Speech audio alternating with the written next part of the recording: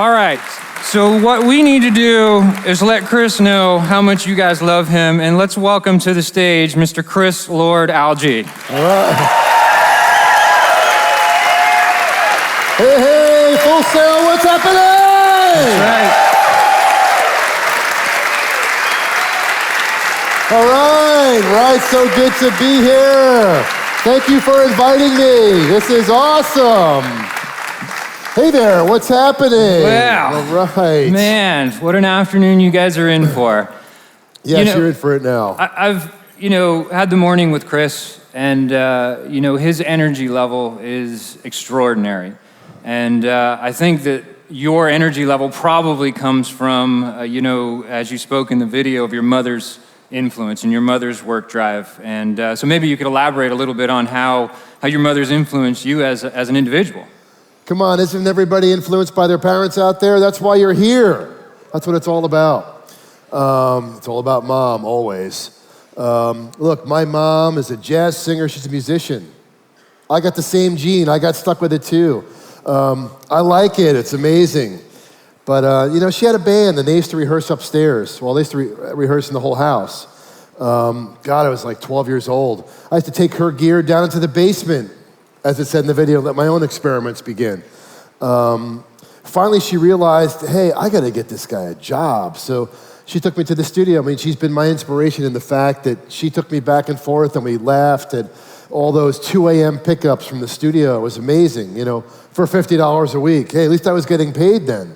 So it was really great that she's been like my biggest supporter and got me started in it, and really helped push me to say, look, school's one thing, but you're not learning what you want to do in junior high. You might as well you might as well learn what you want to do at Full Sail, which was what it was for me then, the first real university of music. So 13 years old, you're a runner in a studio, and you have to work hard. At what point do you go from I'm just getting coffee, nobody's taking me seriously, I'm just a kid, to how do you make that move into that next step of being the assistant? I mean, the whole thing is that you're so young, and I was probably just turning 14 at the time. You're so young, and they're so beating you down. They don't care. Like, they do not care who you are. Their whole thing is, let's see how much he can take. So, when you're young, you can put up with this. So it was really great to wrap microphone cables and then get them thrown to the ground and say, oh, do it again. It's not, it's not neat enough. To fill out track sheets. And it goes, I can't read that. Throw those away. And all the intimidating was like the best thing ever.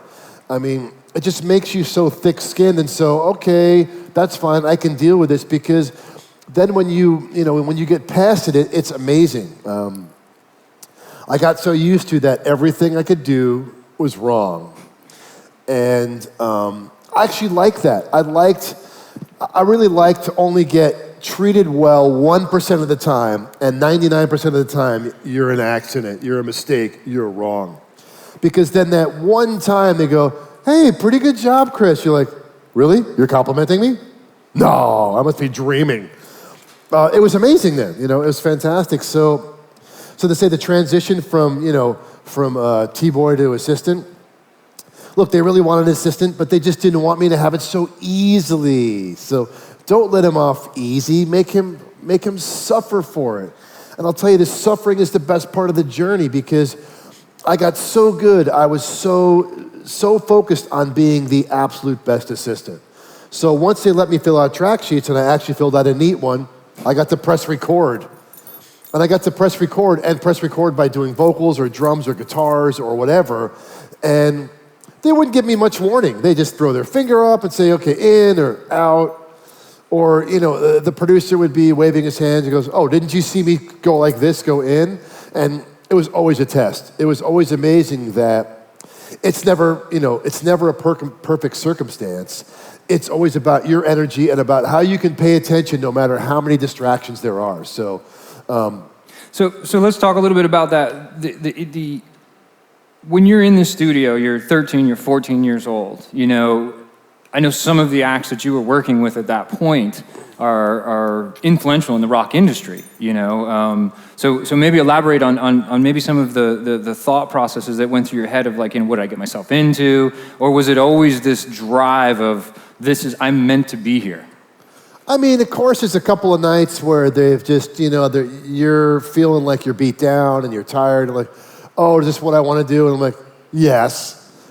But I had a band at the time, and I wanted to be able to take them in the studio, so this is like the pathway to do that, which is great. But I was working with like Sugar Hill Gang, and we were making all these records where it was all studio players.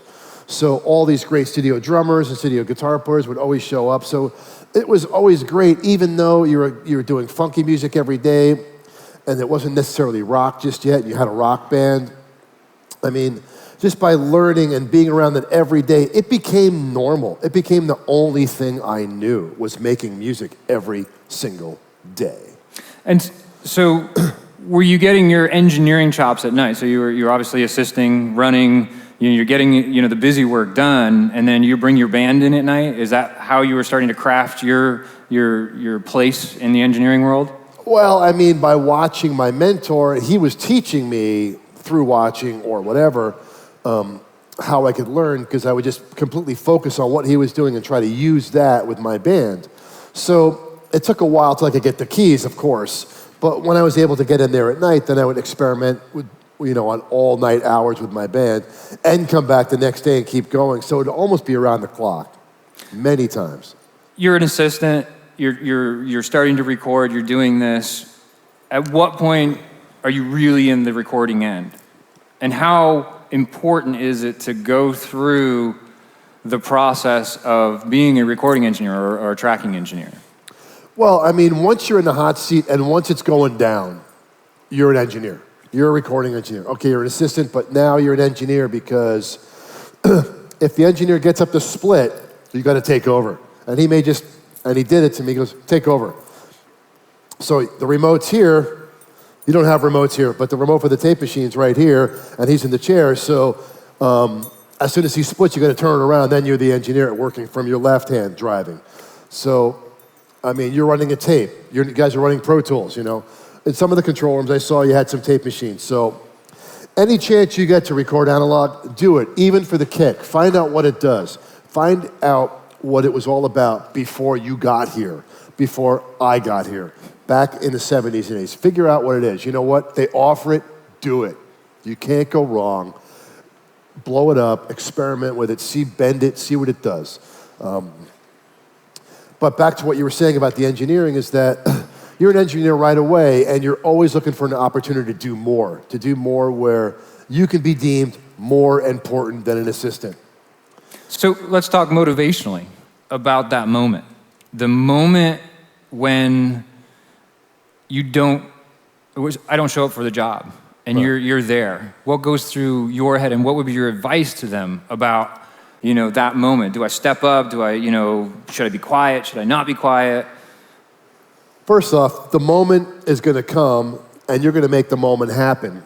And the last thing you're going to do, if you're going to be like me or be an engineer or want to be like Bob, is you're not going to wait 1 second. As soon as there's a moment to jump in the hot seat, you're going to kick the guy out and jump in it.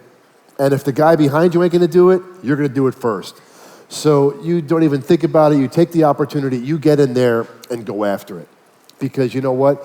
The guy sitting at the desk, he could be getting bored of it. It's your turn. If he's not going to be there and it's your turn to shine, get in there and do it. Because you know what? All you got to do is make the people you're working with happy. That's all that counts. There's no law against that. You know what I'm saying? You're not trying to steal his job. You're not trying to disobey. You're just trying to keep the project moving. And you can't get in trouble ever for doing that. So you've said in a few, other interviews that the rough mix, so as a tracking engineer, you are always doing the rough mix. Always. And the rough mix is going to the most influential, important people of the project. It may not even be the top guy at the label. This is going home with the artist. This is going to the producer. So discuss the importance and the future that could be at hand for you by that one rough mix? It's so simple.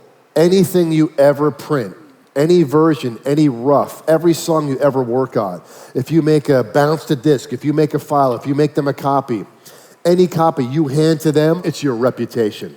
The first mix that you give to anybody is your reputation, and it will be from every mix from that point on.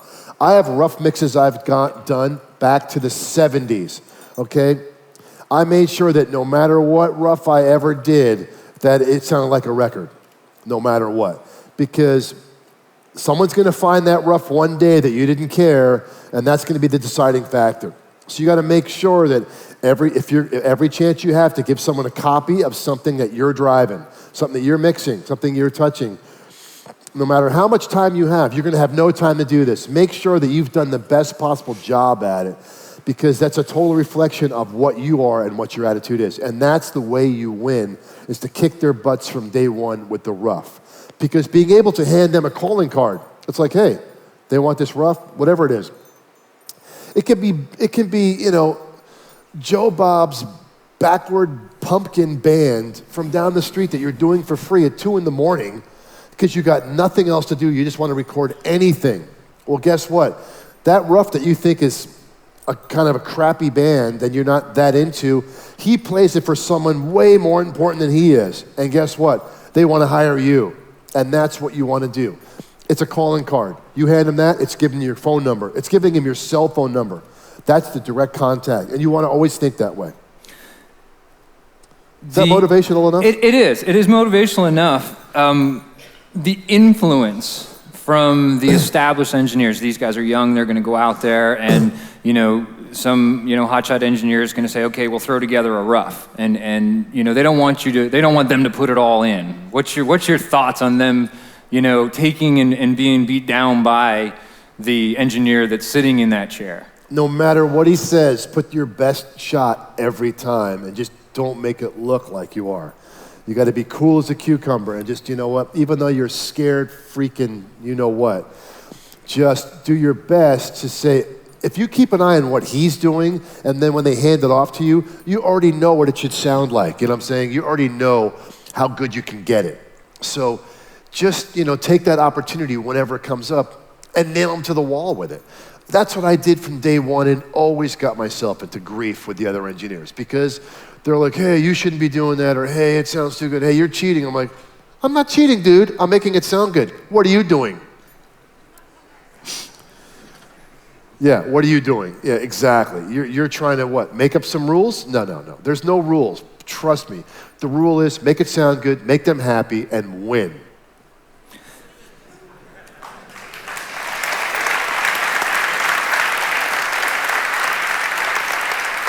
So as you guys can see, Chris is a little competitive. No. Yep. Let's kind of go into the early to mid 80s. I mean, you were working with artists like Chaka Khan, you were working with Jeff Beck and Rod Stewart, James Brown, Joe Cocker. I mean, Joe Cocker, yeah, absolutely. You know, this was the time where I feel like you were really, really making an influence in the engineering world and making a stamp and starting out with some enormous records. I mean, I don't even, you know, I know you were doing it 10 years before that, but that seems to be the real iconic records that we came through. And then, you know, in the 86, I guess it was, back in the High Life with Steve Winwood. And, you know, maybe we can kind of talk a little bit about the relationship of you bringing your brother into this industry, which, for you that don't know, his brother is an amazing mixer, engineer, producer, that, you know, came up and influenced, you know, just from our discussions, felt like, you know, from you, you know. So maybe you could just elaborate a little bit on that particular record, because that was a very changing moment in his life. I mean, how many people have brothers or sisters that actually kind of want to do what you're doing? Maybe a handful, right? How many have parents that would love to see you drag, you know, a sibling into the family business? Well, I mean, you know, I didn't necessarily have that. I mean, I did. I kind of forced it. My brothers did sound or lights for my band. You know, my mom's a musician, and who can you trust more as your assistant than your brother, whether he likes it or not? He worked for my band. He's like, oh, I don't want to go in the studio with you. No, I want to stay out and do live shows. I'm like, no, man, I need you to help me because I can trust you and I can beat you down and you'll absolutely listen. And I know that at least if you take over and do something with me, you're keeping the family name, then we could actually be a team. I was looking further down the line than he was, but I was also being kind of, wanted to do my own thing. I had other projects I wanted to do. Tina Turner, I was doing James Brown, I had Stevie Ray Vaughan going on. I didn't want to really sit and engineer a record that I didn't know anything about. So I started it, and Tommy was, helped me as engineering in it, and I got him to do more engineering and assisting on it. And by me convincing the producer and the artist to befriend him and to be part of it, it got him right into the hot seat out of nowhere, basically. So there was a lot of trust between you and Steve to take that advice from you. Exactly. I mean, there was trust between Russ Titleman and Steve and I, where, look, he's a Lord-Alge. He's got to be good at this point. I mean, you got to be confident. You can be so confident at what you do, you can convince him your whole family's good. And that's really important, that you're that confident that it spreads that far. So I made it spread that far, and it was great that it happened. But look, at the end of the day, by pushing him into that gig, it jump-started his career, getting him into the hot seat. The first mix, which was, I don't know, Higher Love might have been the first song he mixed, actually. Or The Finer Things. It was like one of those songs was the very first song they pushed and pushed. I'd go in there, and finally when they signed off on it, I'm like, okay, they're gonna go with this. And it was a big step that, hey, we really like what he did. It sounded really good. We're gonna give him another song. I'm like, good, keep it going. Whatever works. Look, you guys have a relationship and it's working. And look, exactly, whatever works for the relationship was great. So at the end of the day, he was here, I was here, just catapulted him here. Then we're both kind of riding, and then catapulted him here. And I'm like, hey, dude, what about me? Well, this record that we're talking about, for you that don't know, he won a Grammy for this, being his first mix. Right, it's his first record he worked on. He got his first Grammy for. Right. My mom's like, don't worry, you'll get yours someday. They're not overachievers, by the way. Yeah, no. So he actually got his first too, because then he produces the second Winwood album, and that wins a Grammy. So I'm now for 2 for nothing now, Right. 2-0. Yeah, but you got Stevie Ray Vaughan, so. But look, I got what I wanted, he got what I wanted, we both got into like a really good position. But what it showed was I was so confident in myself, so confident in training him, because I just trained him really quickly and said, look, okay, let's skip the engineering 101. Let's just go down to dealing with people right away. And so this brings up a really good topic of you're not influenced or afraid of what anybody else can do. Your confidence of bringing him in, you're not afraid to lose the gig or to not be a friend. You're about, moving forward, And so maybe you could talk a little bit about the not. Everybody wants to be the friend of the artist. Everybody wants to be the friend of, and this, we are in a business. We're in a billion-dollar, multi-billion-dollar business. That's the trickiest thing, okay? This is a really good question, actually. And this is something you guys should learn from me. If there's one thing you can learn is your job is like 90% people and 10% engineering. It's 90% your bedside manner. It's 90% of how you deal with the situation. Okay, you want to be friends with the producer, the artist. You want to be friends with everyone. You want to be like Switzerland. That means you give them all the same treatment. You can all come, put your lederhosen on, have chocolate, and yodel, okay? All you want. But I'm not going to take anybody's side. I'm going to ride the middle no matter what. Because at the end of the day, the lines are blurred. Who wins, the artist or the producer? That tug of war goes on all the time, or the record company. I'm never gonna take the side or let them know I'm taking the side. When I'm with the singer, I'm on your side. When I'm with the producer, I'm on your side. When I'm with the label, I'm on your side. Does that make me cheating? No. It means that I agree with all of you. I don't disagree with any of you. So that puts me in the middle. Never say, yeah, I think you're right and he's wrong. Ever in the room.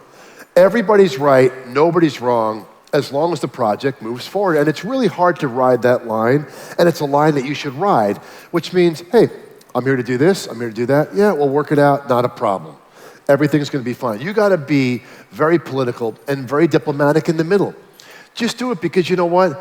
This is not personal. It's not about you making a friend. You know what? They're gonna be your best friends until mastering. And then guess what? Hello, Steve? Russ? Hi, remember me? Last week, you know? You were dropped like a hot potato. Now, it's not that bad. Of course, they're not sending you Christmas cards. You're not getting a gift for your birthday. You're not hanging out next week or going to dinner. But the social thing is only during the project. You may see him later, but look, your friendship can be your undoing. If you get friendly with the guitar player in the band because he's the first guy that actually treats you like a human in the room, and you start to side with him, it undermines the whole gig because everyone else sees you not being equal. So really important thing, when you're working with bands, artists, A&R people, managers, you treat everyone with the same respect, the same amount of, sure, we can do that, sure, I can handle that, not a problem. There's never a no. You don't even know the word no, period. All you know is yes, or it just becomes when. It's not ever now. It's, okay, we'll get to that whenever the producer tells me to, because he's the driver of the bus. And that's really important. Like, your technical abilities are a given. You're supposed to be the problem solver at all times. You come in and you never scratch your head. You never look like you don't know what it is. If there's something you don't know, you leave the room and ask the guy in the next session what it is. Don't let them think that you're missing out on anything. Believe me, I've walked into a room completely unfamiliar with the brand of console I'm on. Just reaching over and going, this has got to be the right button. Okay, good. But the artist was so confident that we're going to do whatever we got to do anywhere that he picked the place. So, very good question. Yeah. So the natural progression is, and for most of these that are going to go out and intern or assist, they're going to go through the process. Our natural progression is you're a recording engineer for years, have success at that. And then you go on to mixing for years, you have success at that. And then the producing falls into play. Now, I know you've done producing, I know you've produced acts and stuff, but that really wasn't the flavor for you. So maybe you could articulate a little bit on how, you found that niche, of where you were at. Well, how I found mine and how you're going to find yours are similar, yet different. Everybody in this room is going to end up in a career that's successful in this business, okay? You know why? Because you're going to listen to what I had to say, and you're going to soak it in. See? They're believing me. Yeah, they are. And they're laughing. Yep. Okay? Well, the most important thing is you keep that mindset is you're like, I will succeed, I'm going to succeed, I'm going to succeed. Some might be mixers. Some might be engineers. Some might be producers. Some might move on to be techs. Some guys may build the temples of sound. Some guys may bulldoze them. You know what I'm saying? Everyone's going to have a different, your path's going to change as soon as you leave here because you're going to be out in the open waters and you're going to say, hey, I may end up being a studio musician. I may end up being a copyist or someone helps write music or a songwriter may be the thing that I start to fall into. But my technical prowess, my engineering prowess, or I may be film. I don't know how many people in the film are in here right now. Yeah, I'm sure we have a lot of film students. But it's all the same kind of drive. It all takes the same amount of gumption, of gusto, of push. So what happened for me is simple. Since I was a musician with a band, I thought, I'm going to have a band, I'm going to be great, I'm going to be a rock star, I'm going to get a record deal, I'm going to be on stage, I'm going to be on tours, I'm going to get lots of checks. Okay, none of that came.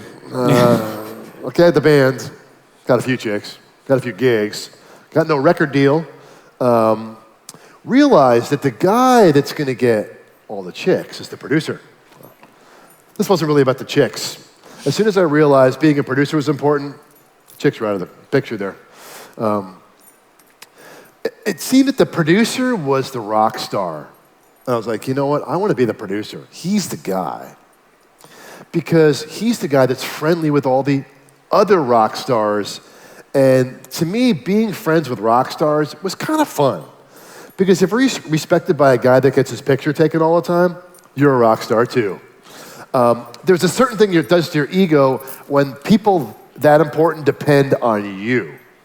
So that was exciting for me to see that a producer has to do a lot of stuff. He's got to do one really important thing that all you're going to have to do, make a decision. Making a decision becomes the way of life for an engineer, for a producer, musician, filmmaker. The quicker you make a decision, the better off you are. Indecisiveness ends your career. So you mean 400 playlists isn't in your best interest? Yeah, exactly. 400 playlists. Yeah. But you know what I'm saying is, 400 playlists. Oh yeah, right. That is really bad. I just realized what you said. Yeah. Yeah. Yeah. That's just say no to the playlist. Yeah. We'll get into that on another. Yeah, that's a whole other problem. Yeah, we're gonna get into that. But I mean, making the decision is what a producer does. That's all he does. Hey, I like that part. Yes. The vocal is good. Yes. That song. Yes. That drum fill. Yes. That background vocal part. Yes. Sing this. Yes. Play that. No. Yes. Yes. No. Yes. No. That's all it is. Guess how many decisions you go back on? 50% of them, probably. I would much rather say, yeah, that's going to work. Let's try that. 5 minutes later, I changed my mind. Let's do this. It's better. Great. Guess what? You didn't screw around. You made a decision every single time. That's the most important thing. Hemming and hawing is what kills everything. So a producer does is make the decision and get done with it. So look, I wanted to be a producer because I wanted to be able to make decisions. I wanted to meet the rock stars. Then I met the ultimate rock star, Bob Clearmountain. Like, hey, wait. This guy's truly above the producer because he's the hired gun that comes in and works on all these records in 1 year. So I thought I can work with 25 artists in 1 year rather than, 5 or 6. I can work on everybody. So it wasn't that I'm looking to do the best gig. I'm just looking to what works. Producing was getting boring because I had to sit through all the overdubs, and it was punishing. I didn't want to do it anymore. Just wanted to mix a song. I wanted to say, hey, that's a good song. I got some good ideas. Time to mix.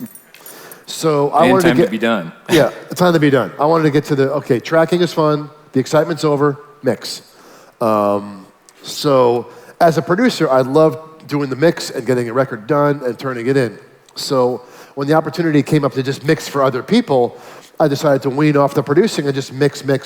And that's what's led to me where I am now. Let's move on to your setup in your studio. You were working all over the place, all over the world, mixing in different rooms, moving all over the place. And that then evolved into you, at some point, wanting to own your own facility. That's a great question. That's an easy one, actually. But look, for all of you, when you continue from Full Sail to wherever you end up, however many you're going to end up in studios or or film studios or dubbing stages or whatever, those of you that go into studios and facilities, having your own rig is going to be really important, and you're going to have that in some room in your apartment, a closet, a garage. Some of you may have parents that say, hey, I'm going to let you build over the top of the garage and make your own studio up there. You may end up starting with your own place and then bringing work to you. I couldn't find out that could be the most ultimate thing for you. Being able to start out with your own facility is the greatest thing. I went through 20 years of working in everybody else's studios. And it's great as an engineer to tour all the great places in the world. It's fantastic. That's what you want to do.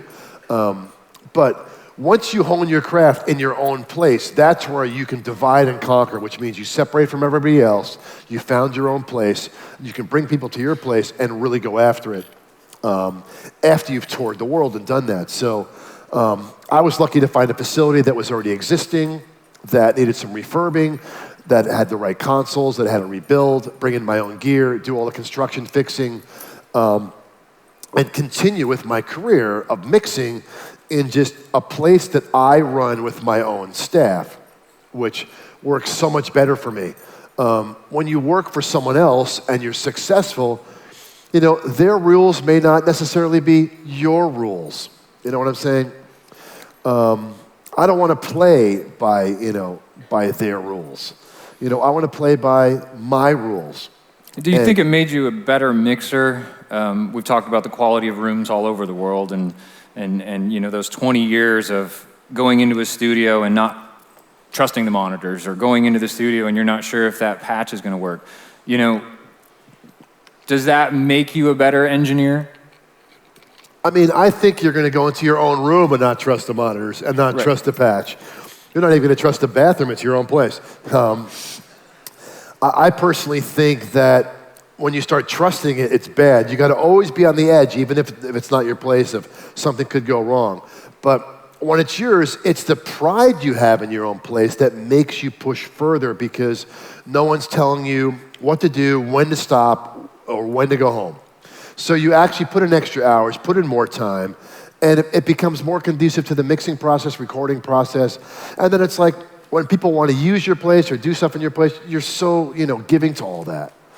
It's amazing, so. And how many years ago did you purchase your place? About 4 years into my own place now. Right. And I really like it. I mean, it's to me, it's the most important thing I've ever done, was be able to just take control of it. Well, I know you're having fun with the business end of it as well, which we'll get into later on. But so your relationship with SSL, I think, should be talked about. You, from day one, have been a supporter. I know at Unique, you guys pretty much pulled one of the first ones in through the window and started. So maybe you can, talk a little bit about your choice and how you did branch out. And you've had to use other consoles, but you like we had talked about, you gone to the J, and you're like, no, this isn't a good fit for me. And you ended up back with the 4000. Right, back with the G, sure. Yeah. I mean, it's really easy.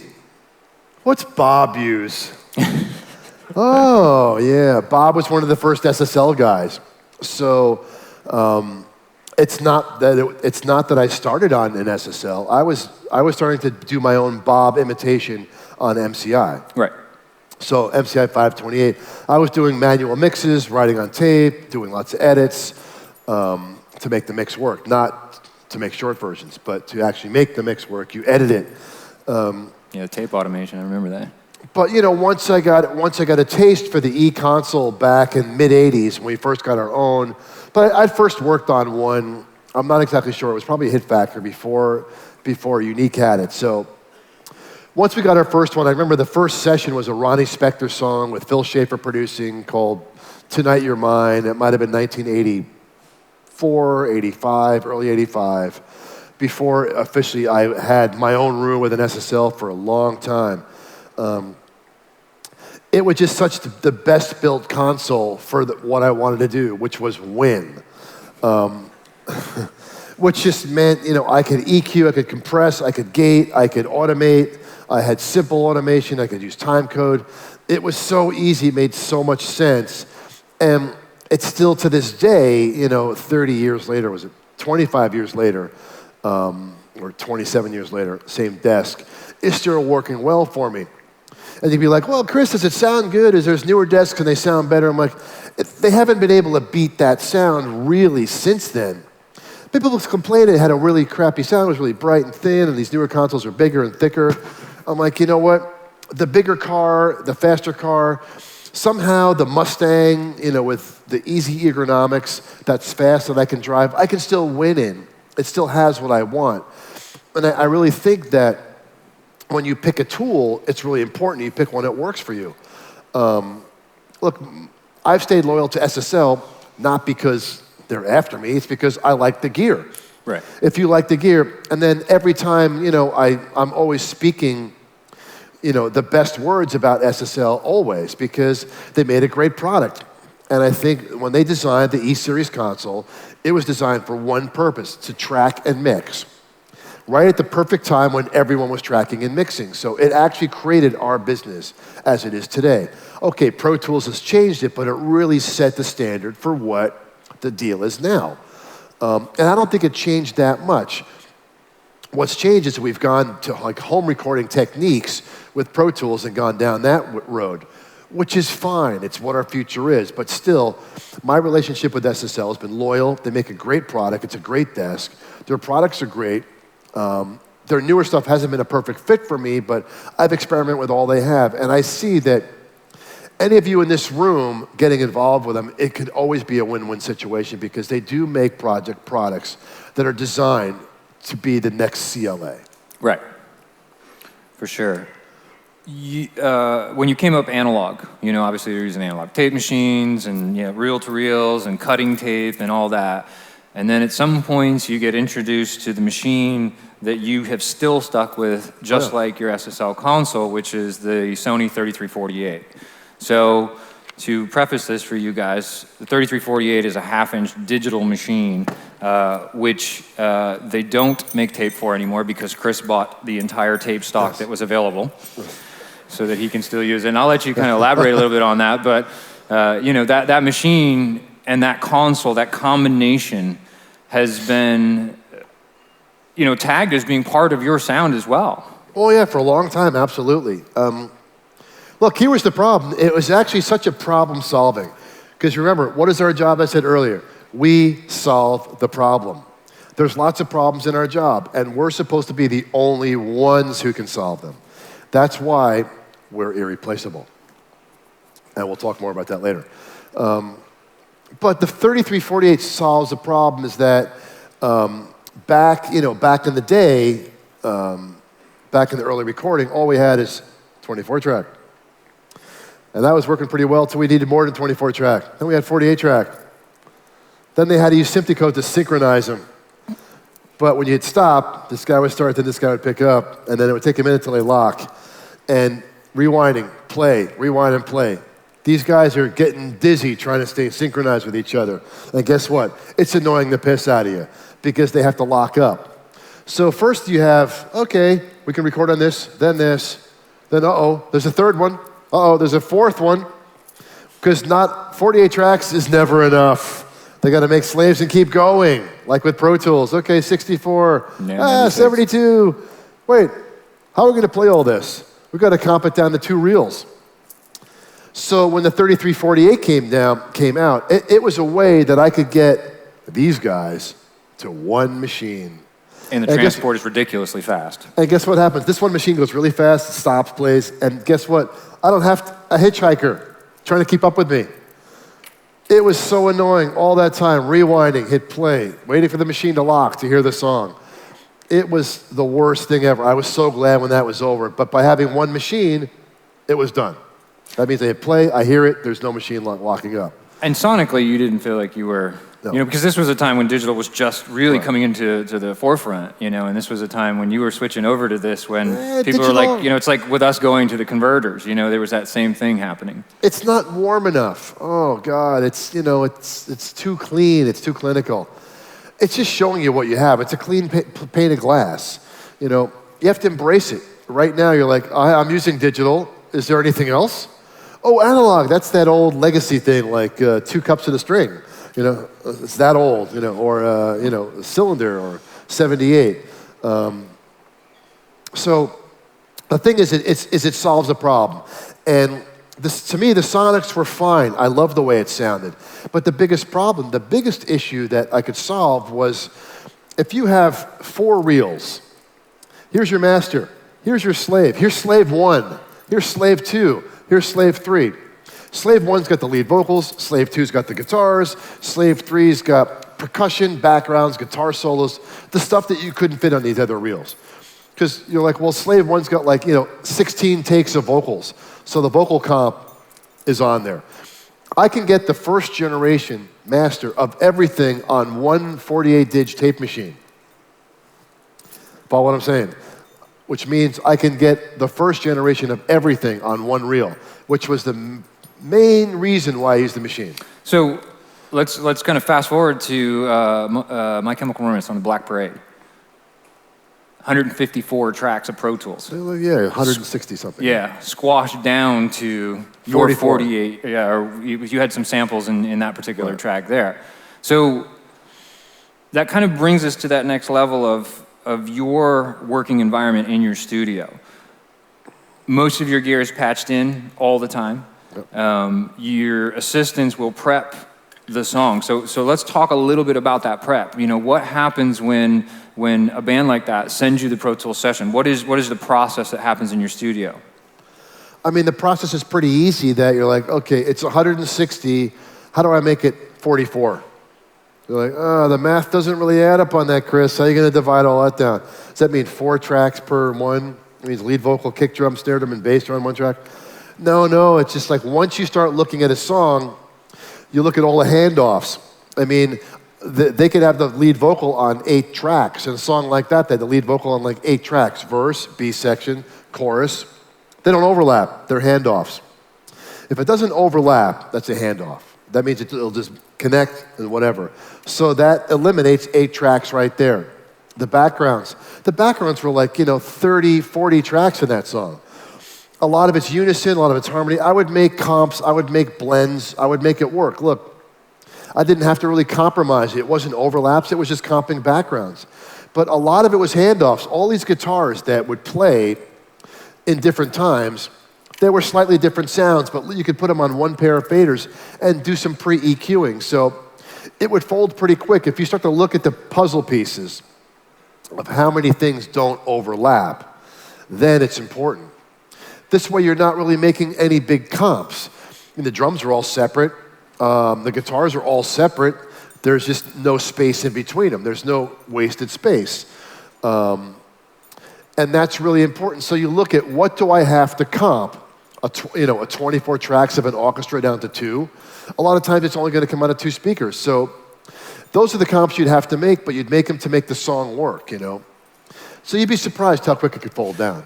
Are you doing all the comps yourself, or you have, I know your assistants have been with you for years, and I mean, this is a kind of a good segue, before we go into some specifics on mixing, but a good segue to your staff and the trust that you have for your staff and how long they've been with you. I mean, I've had one assistant for 10 years. I've got guys for 6. It took them, just to be able to be in the seat, it took them years. And I've trained them on how I like it compiled. So all the handoffs are obviously, because it's one-to-one. But there's some times where they have to do some EQing on their own. I'm like, look, impress me. The whole thing is impress me with what you have, and I can always kick you down the curb when you make a mistake. And look, that's what you want. You want someone to give you a shot at experimenting and come up with great stuff. So that's how it happened. And then the only thing I'll tweak with them are the comps, where you're making a background vocal blend, just may not work once you get the mix-up, or a percussion blend, or a loop blend, or some keyboards. You have like 6 pairs of keyboards that are kind of all playing the same part that should have just been midied into one pair, and I want a different combination. So it's all selective, it's all my taste. So right, and so you're mixing and you don't have the background comp you want. Maybe we could explain to them on where your assistant is, because your control room's a rather unique setup, and how you guys interact with making that adjustment, or maybe tuning a vocal, or whatever you're feeling in that track. Where your assistant is in the actual physical control room is unique. How you guys interact about when something is ready for you to continue on with it. Well, I think it's easy, because my console faces, it's like I'm facing you. Actually, you all are my assistants now. Okay, so you're all facing me, so I'm facing them head to head. So I'll be listening to something and I'll just shake my head and go, not quite right. And I said, how about the mid part louder? So since it's all pre-printed to the tape machine, we'll just go and we'll punch the parts that need to be fixed. So it's kind of the Sgt. Pepper's mentality, really, that they only had 4 tracks, so if they can make it work and make something that timeless, then I shouldn't be able to have to struggle on Black Parade or anything else, that we should be able to figure this out. So since we work head to head, and even when the producer or the band's there and they're like, hey, can you turn that one guitar part of that one line up? If it's part of a comp, it's easy, we just punch it in and turn it up. So you make all those decisions, and they're just doing it all in Pro Tools and copying it to me, and I'm running it out at the tape machine, so we just punch it right in. So but you have a mirrored NS10 set up on the opposite side of your console. Right, well, they're right. I'm here with my NS10s, and they're there with theirs, so theirs are literally behind me. Do they leave theirs on all the time? No, it's really only when I'm not there, or when they're checking something, or when I come around to their side, so I can hear something. So a lot of times I hear the fix on my side, of course. But it's a great way to work when you're head to head, because then you can communicate, and then if they're just paying attention to you, they can see your face and tell that something's wrong and have them fix it. So it's very streamlined, it is. It's very streamlined. And you guys still use the bell? The bell? You had a bell on top of your console? Yeah, we had a bell once a time. You know, a lot of times they'd be making a comp and they'd hit the bell and go, okay, guitar parts up, EQ up, and then we just punch it. So, yeah, the bell got annoying until I threw it one day, but it's fun. It's totally fun, the taco bell. All right, so let's kind of move into a little bit of gear. You do have an obsession with compressors. Of course. I think, you know, I'm sure you have more than, but I think I counted like 66 or something in your immediate racks right behind you. Oh, yeah, when you went through the video. Yeah. So everyone has its own personality, and a lot of our students, I mean, like we were, you know, you saw in our studios, we have, you know, 1176, but it's not, you know, a vintage 1176. Right, so maybe you could, 12 of them. Yeah, maybe you could, you know, go into a little detail on how each one of those pieces of gear and the personality. I mean, I'm not saying don't go through all 77 pieces. I'm just saying in compressors in general, why do you have the pieces you have? You go to your blue stripe for, you know, a vocal. As you're going to find out, since you're all working in all the rooms here and they all have the same gear, that you're going to find out which pieces you like and which pieces you started with. Look, when I started out, I was like you, except I had less gear. And I would just make it work and make, you know, and do whatever I had to do to get the personality out of it, which is really important. So you're going to find out what your go-to stuff is here. So imagine if you had just a few more pieces to add to what that would be like. To me, I just kept buying the gear so I'd have like at least 2 or 4 of everything, and certain things that became 8 or 12 or 16 of every piece. So I'd have enough of that flavor. And then what happened is certain things would have personality, so at least I'd have 2 of everything with the personality. It becomes really important because mixing is not about being technical, it's about creating attitude and creating a vibe. And I know that by experimenting that these pieces of gear would create a certain sound of aggression or distortion or whatever. Because most of your personality is distortion. I mean, most of what you're looking for is that, hey, that adds some personality. No, it's distorting it. I like it. It's blowing it up. I like it more. Oh my God, that's just creating this really cool sound. It's distortion. You know, it's making it ring, it's making it overdrive. That's what you're looking for half the time. It's on the verge of doing something wrong, but it's on the verge of being so right. So my whole rack is like, I like this one compressor, I need 4 of them because I'm gonna wanna use them in pairs. Or like LA3s, I need 8 of them because I'm gonna use them in a whole part of my console. Not a lot of outboard EQs though, I noticed. No, because the funny thing is that the compression adds the personality more that I want, you know, more so than anything. And the EQ, I'd rather have the desk do the EQ than the outboard. Sure, I have a few pull techs and a few things for kick and snare, but generally, I mean, certain things I don't outboard EQ. I found that the console just doesn't like all that extra EQ pounding into it. It likes to be the one that runs the ship with the EQ. So, and you leave most of your settings alone, and you feed it from the console. Maybe you could explain that a little bit. Well, that's smart. That's one thing that you should learn about is your audio path, is that if you went into every one of the mix rooms here, which all have identical gear, you could set up your nominal line level on all the outboard compressors or reverbs or whatever that, you know, when you have it at the nominal level on the desk, it makes sense. So if you start to drive the input from the console, the line amp or the hotter signal, it's going to compress more. And that's how all my stuff is set up. It's set up at like the perfect operating setting.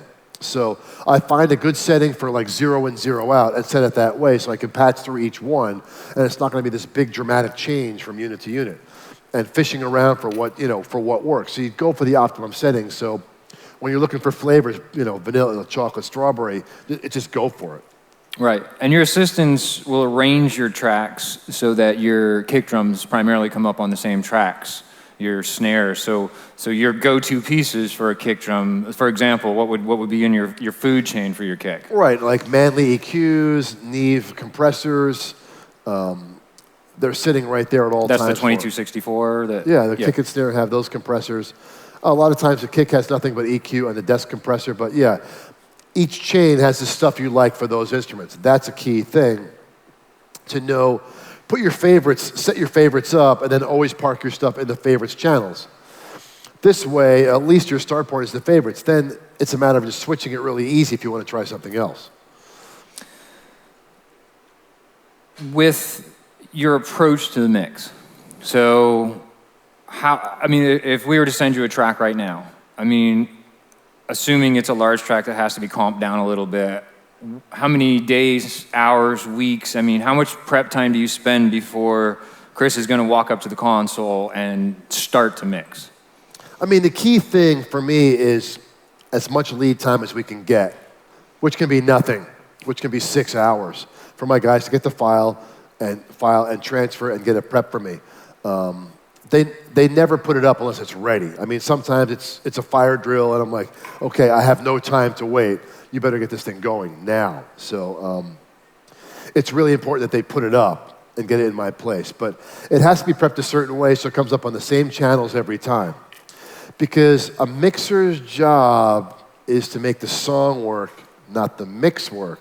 And that's a funny thing for me to say. You're like, well, what do you mean, Chris? It's about the mixing, isn't it? No, it's about the song. Well, the song's got to sound good, too. No, the song has to feel good. Is there an order for your approach? I mean, there's, some people will start with the drums. A lot of R&B mixers will start with the vocal up and work backwards. I mean, do you have, a kind of like mode that you kind of go into when you start mixing? All I really do is I'll just go to the chorus, I'll find the drums, and I'll just surgically make sure that they're in phase. I'll just check and say, oh, are these good? Are these crap? Oh, they're crap. Ah! And I'll put them up and say, okay, this will work. And I just put. Are you doing any time aligning in Pro Tools to fix phase? No, I just use the desk to flip it. I try not to use time aligning unless it's really like. Something's really rubbing. It's crap either way. What am I doing here? As long as I can make sure that makes sense and the bass guitar phase is okay, so when I push the faders up, I can hear the song, it's fine. So this way, when you just solo the drums, you still don't know what the song is. This way, I start the song and just push everything up with whatever's on it and find where the song is and EQ everything at the same time and go, ooh, this is gonna work. I'll literally start automating pretty quickly. So you're random access. I mean, you're getting the song up as quickly as you can, so let the song drive you. Right. Versus you driving the song by going kick, snare, And you should kind of do that too, because really what I'm going to try to instill on you is that, like, don't figure out mixing, just figure out the song. You can mix it later, you know what I'm saying? Get the song working and then, tidy it up as you go. But if you learn it, we'll learn where the emotional moves are in the song. You can make it be dynamic, only because your first impression is the most important. If you listen to it one piece at a time, it's like you're deconstructing it before you even heard what it's supposed to be. So try to have an emotional connection to the song. Making a song breathe is an important piece as a mix engineer. We can obviously over-compress, we can over-EQ. It's very easy as a mix engineer to just overdo it because you can. And a lot of times when you get into that, songs become very static. Your songs, a lot of your work, I mean, you got, like Breaking Benjamin or Green Day, where it's very, very hardcore in the mid-range. And yet the songs still have energy and breath in that upper mid-range. Is that making space for it by pulling your drums out? Is that, guitar work? How do you get that to really, kind of have a life?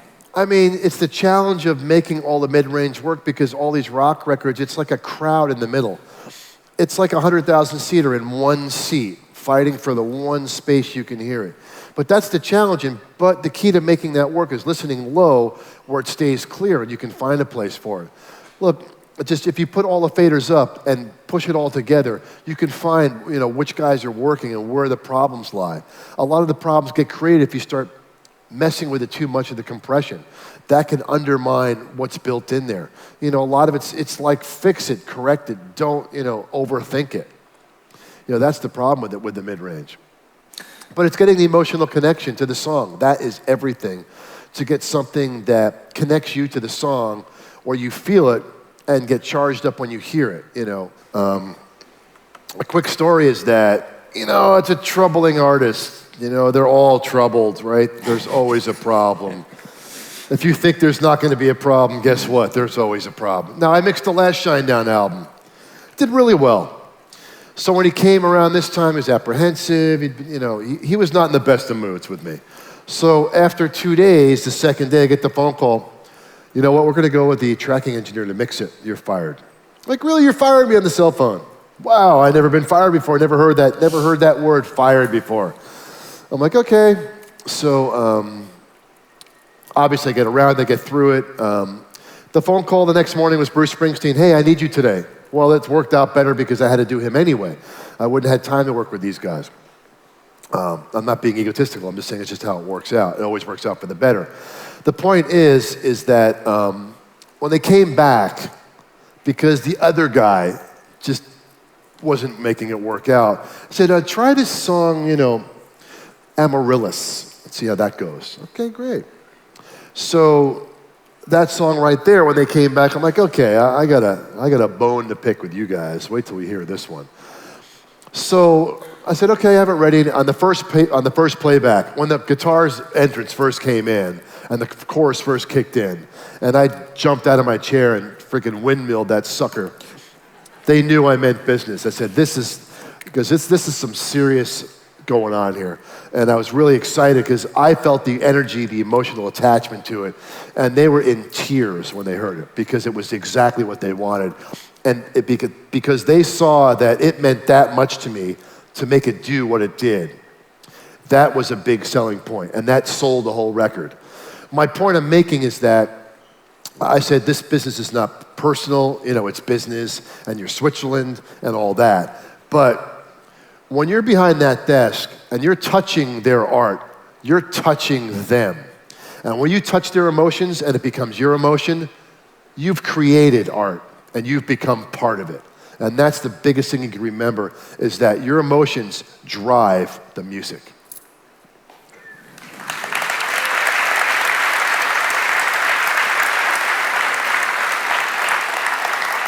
So before we move on to a little bit of the business stuff, because I do definitely want to touch on that a little bit, let's just kind of close out the mixing end of this with your use of time-based stuff. Because like even that song there, you listen to it and you don't hear it swamped in reverb, you don't hear delays all over the place, but they're there. And that's part of the energy of bringing that song to life. So could you maybe, talk just for a minute about your use and your thoughts on reverbs, delays, the pros and the cons, and how we all early on used way too much of all of it? I mean, yeah, for me, the rule of thumb is if you can hear, obviously, you're using too much. If you can't hear any of it, you're not using enough. If you reach for it, it's just right. All the best reverb effects that I heard my whole life, Led Zeppelin, Dream On, Aerosmith, I'm like, ooh, what the hell is that? Ooh, that's pretty cool. I can kind of hear it. It was always the right amount. I use so much reverb and delay all over the place that I make it so it's hidden, but it's there. You turn it off, it's gone. The whole key is that rule of thumb. If I can hear it, it's too much. If I can't, it's not enough. If I have to look for it, it's just right. And if you use that mentality, it's really good. Don't make it obvious. I mean, it's like makeup. You know what I'm saying? It's like just the right amount of makeup. You don't want to look like a clown, but you don't want to look naked. I don't want to see the zits, but I don't want you to be caked in it. You know what I mean? That's the easiest way to put it, is subtleties. But experiment. It never hurts to go in that control room on those mixes, right, and use every piece of gear in those racks, every time. Because that's what I would do. When I was your age, I plugged in everything, even the stuff that was turned off for 3 years. I'm like, no, it's got to do something. Let's find it. Let's make it do something cool. Put it on a set. Make it do something that helps the song. Really important with the effects. Yeah, you said something earlier that kind of stuck with me. If one's good, four is better. Exactly. If one reverb's good, four chained up on that send is better. Yep. If you can't get the snare drum sound with one reverb, just use two reverbs. And if two doesn't work, try four. Yep. And if four doesn't work, pull one from the other room, if you don't get caught. Yeah. All right, so your workload still boggles my mind. Chris was telling me earlier that he's 21,000, 20,000. I think I'm almost 20,000 lifetime. Yeah. That's a lot. 20,000 songs. So he's pulling off 500 to 600 songs a year. So the team that's behind you is the only way that you can really achieve that kind of volume. You know, you mentioned, you know, you're going to get off the plane and you'll be right in the studio. You're not, you know, messing around with, you know, you'll get Grace home and then you're going to go, boom, I'm in and I've got, you know, albums that I'm working on. Kind of elaborate on who this team is, because I think they should get some recognition on that. Well, I mean, my team is Keith Armstrong, who's my chief assistant, and then Nick Carpenter is my second assistant. And then I have Brad Townsend, who's my studio manager. And then I have Andrew Schubert, who's the new guy, the all-around. He's the newer assistant. But the key thing about these guys is Keith's been with me 10, Nick has been with me 6, Brad's been with me 5, and Andrew's been with me 4. The key thing is the work ethic. And I'll tell you why, because when I want to work, I want you there. When I don't want to work, I don't want you there. When I'm not there, you can use the studio, track, do whatever you want. As long as you put it back the way it was when I get there. I don't care how many girls were dancing on the console, as long as it's not broken, okay? I don't care what you've done, but as long as what you're doing is something that's bettering your career. I don't want it to be a party, okay? They know that, they don't disrespect it. But when we're working, when we're in the trenches, I want your full attention. I don't want it to be a social club. And you know, we can socialize later. I don't really socialize with my assistants, only once in a while. I throw a big Christmas party. I take them out for our yearly studio party to celebrate our anniversary. I fly them all to the AES show. How many people go to NAMM or AES? Okay, only a few. AES is fun to go to meet your comrades in arms. And the NAMM show is the same thing. So if you have an opportunity to do it, I recommend it. But I make a class trip so they can run freely and rampant across the town. So I do offer some really nice perks, but you have to put the work in. And I just expect that the only answer you have is yes, and I'll fire you off emails constantly, you know what I'm saying, of things to do, of things to be ready for. But as far as walking off the plane and doing it, the only reason why I do that is because once you get into a position where clients are emailing you and contacting you all the time, you got to respond and take care of it. They need everything yesterday. And it's a good attitude to have is communication, and being able to do it. And as technology has progressed, we've gotten less and less critical on our recording. And a lot more is falling on the mix engineer's hand, you know, to clean up as you spoke of. These guys are rotating through your, you know, you rotate them a little bit so that they're not all getting 2 weeks burned on, out. 2 weeks off, right? I'm the one that burns out. They're the ones that don't. They get Right. 2 weeks on, 2 weeks off. Just the two main assistants. The studio manager's there all the time. My other second, he gets days off, but they just have to rotate. And it's actually better because there's always some fresh meat. You always have somebody fresh that you can beat on for 2 weeks. Right.